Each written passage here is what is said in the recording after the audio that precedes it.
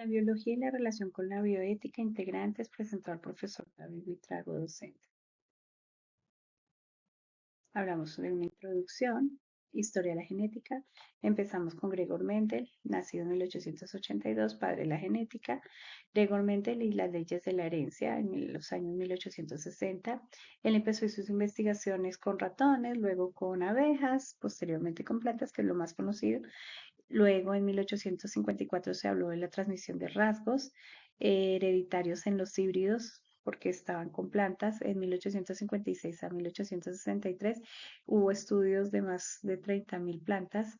En 1866 ya hablamos de las leyes básicas de la genética sobre la hibridación de los guisantes y pues la creación de las leyes mendelianas en 1905. Nephin, Steven y Edmund Fischer empezaron los primeros estudios de la genética humana. eh, También el descubrimiento de las bases para comprender cómo se determina el sexo en individuos y los primeros avances significativos en el descubrimiento de los cromosomas. Luego se demostró que los cromosomas son portadores de los genes y se conoce como la teoría cromosómica. Se reconoció la presencia de los cromosomas sexuales, que era una herencia ligada al sexo. Luego James Watson y Francis Crick descubrieron el descubrimiento del ADN como material genético.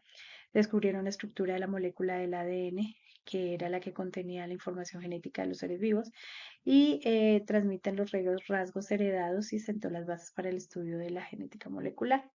Para 1970 era la genética molecular, el desarrollo de las técnicas de secuenciación del ADN y la ingeniería genética, estudia la manipulación de los genes en forma más precisa y por los avances se pueden hacer en cuanto a medicina, agricultura y la biotecnología. Luego, en 1910, Thomas Hunt descubrió que los genes sí estaban ligados al sexo. Luego, en el 2001, se logró la secuenciación completa del genoma humano. Luego, la genética adquirió una mayor relevancia en el campo de la medicina, ya que se podía hacer un diagnóstico y un tratamiento de enfermedades ya pues heredadas. ¿La genética qué es? La genética viene del griego gen, que significa descendencia, rama de las ciencias biológicas que se ocupa del estudio de la transmisión de los caracteres hereditarios de una generación a otra. Tenemos la herencia de los rasgos, que se ocupa de la localización citológica de los caracteres como manifestantes externos.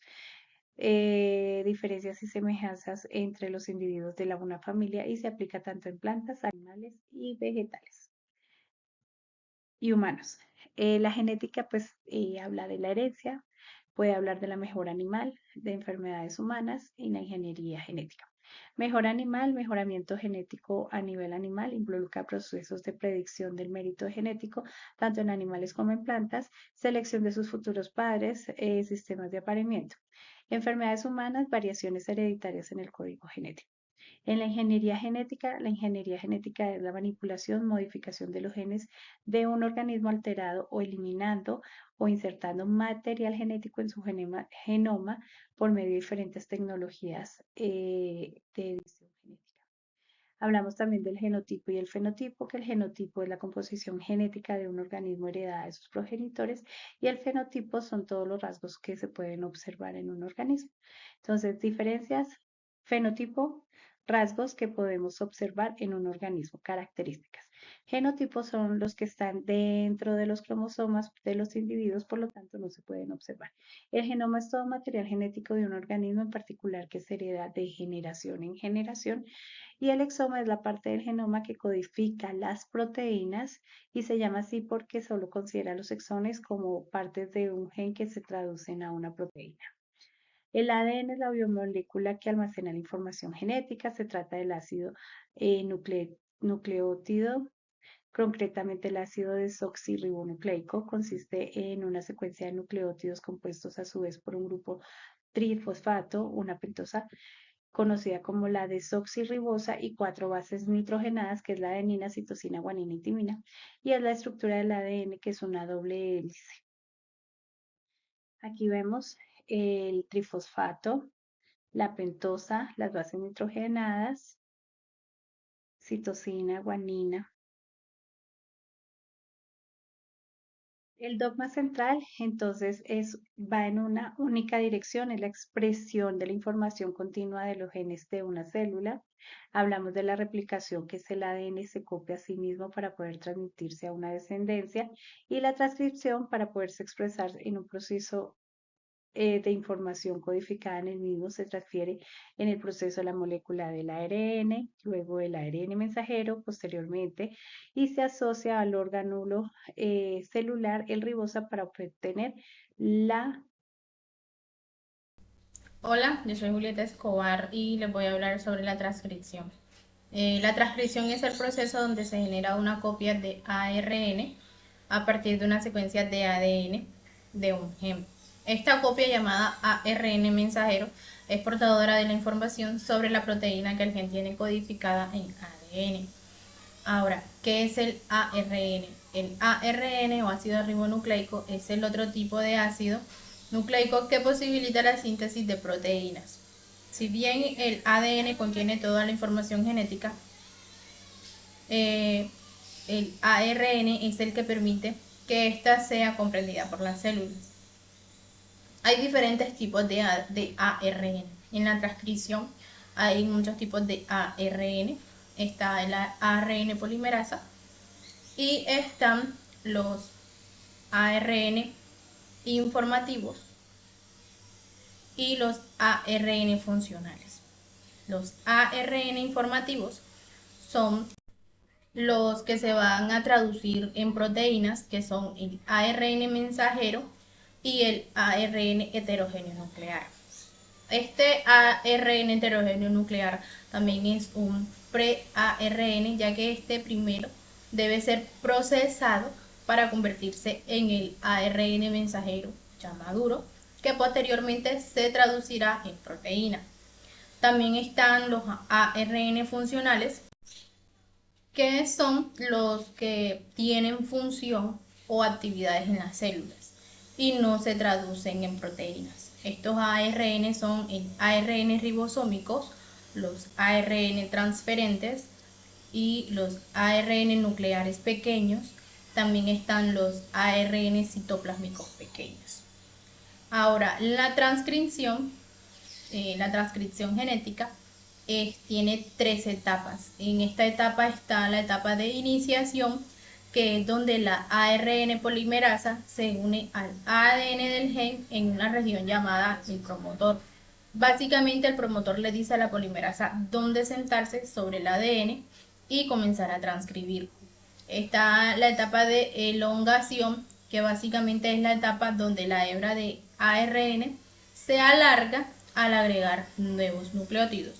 Y está la etapa de terminación, que es el proceso de finalizar la transcripción, que es donde la polimerasa termina de transcribir una secuencia de ADN llamada terminador. Buenos días, hoy yo les voy a estar explicando la relación entre la bioética y la genética. La relación entre la bioética y la genética es estrecha, ya que los avances en la genética plantean numerosos dilemas éticos. Por ejemplo, el uso de la ingeniería genética y la manipulación de genes pueden plantear preguntas sobre la modificación de la vida humana, la selección genética y la eugenesia. En conclusión, la bioética y la genética están estrechamente relacionadas, ya que la bioética analiza y evalúa los aspectos éticos y morales de los avances en genética, estableciendo principios ya que guían su práctica y promueven la toma de decisiones éticas en este campo. ¿Qué son las células madres y su función? Las células madres son células especiales que tienen la capacidad única de dividirse indefinidamente y diferenciarse en diversos tipos de células especializadas en el cuerpo. Estas propiedades las hacen fundamentales para el desarrollo y la reparación de los tejidos. Sus propiedades principales son la autorrenovación y la potencialidad. La autorrenovación pueden dividirse y crear copias de sí mismas por largos periodos. La potencialidad tiene la capacidad de diferenciarse en varios tipos de células especializadas. Provienen de dos fuentes principales, que son las células madres embrionarias y las células madre adultas. Las células madre embrionarias se obtienen de embriones de 3 a 5 días de desarrollo llamados blastocitos, alrededor de 4 o 5 días después de la fertilización. Células madre adultas. Se encuentran en tejidos de adultos específicos y ayudan a la reparación y el mantenimiento de sus tejidos. Son médula ósea, tejido adiposo, sangre del cordón umbilical y tejido cerebral. Su clasificación.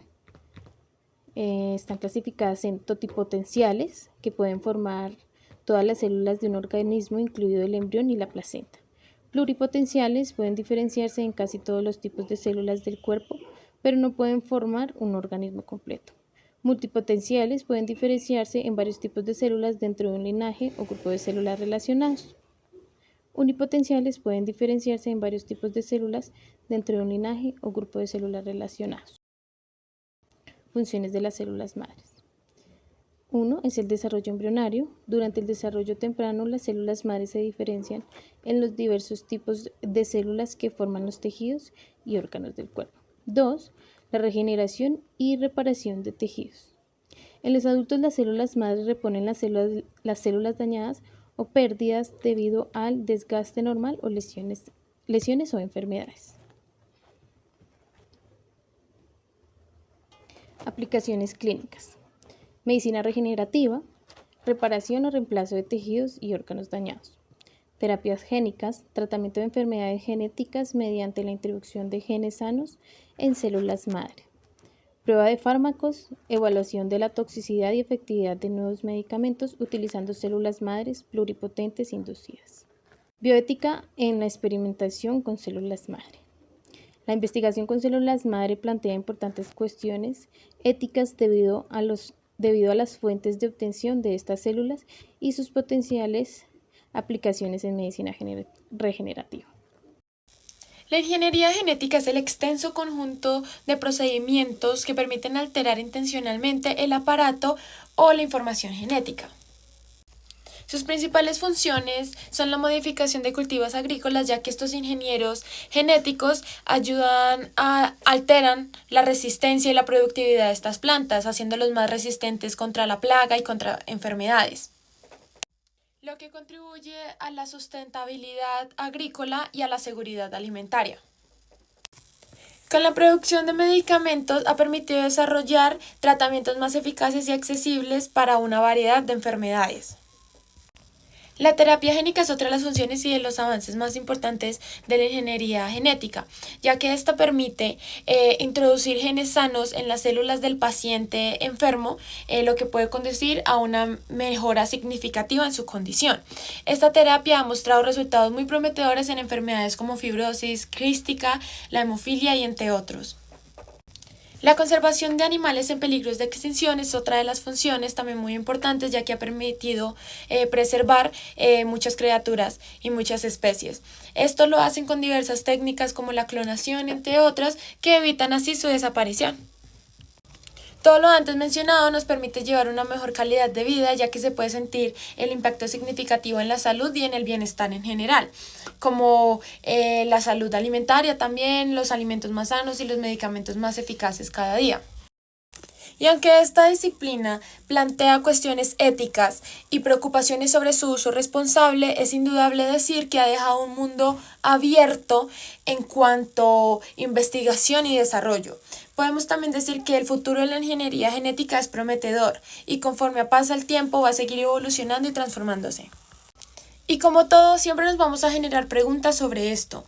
Una de las preguntas más frecuentes es cómo existen riesgos asociados con la ingeniería genética y quiero decirles que sí. Estas preocupaciones son sobre los organismos modificados genéticamente, ya que pueden tener efectos no deseados. Sin embargo, siempre se llevan a cabo evaluaciones muy rigurosas antes de que se apruebe su uso. Otra pregunta es ¿cuál es el futuro de la ingeniería genética?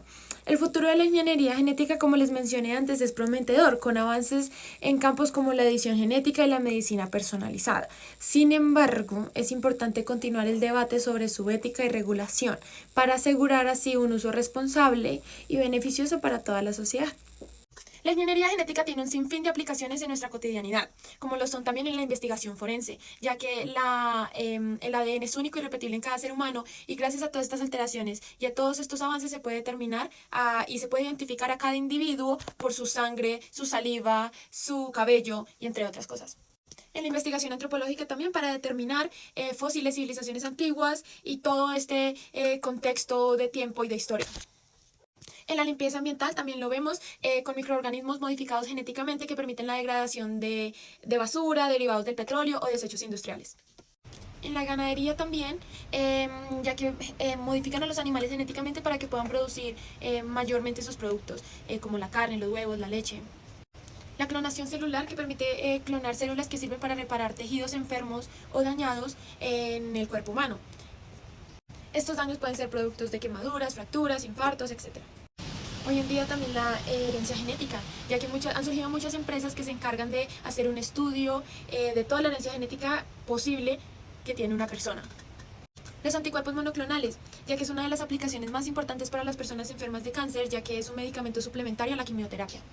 En el control de la obesidad, ya que la ingeniería genética ha modificado genéticamente bacterias para que vivan en el organismo humano, en el sistema digestivo, durante un periodo de 6 meses a un año con el objeto de disminuir peso, controlando el apetito. Bueno, con todo esto ya explicado, podemos concluir que la ingeniería genética es una herramienta muy poderosa y muy importante para el desarrollo humano, siempre y cuando se use de manera responsable y para hacer el bien.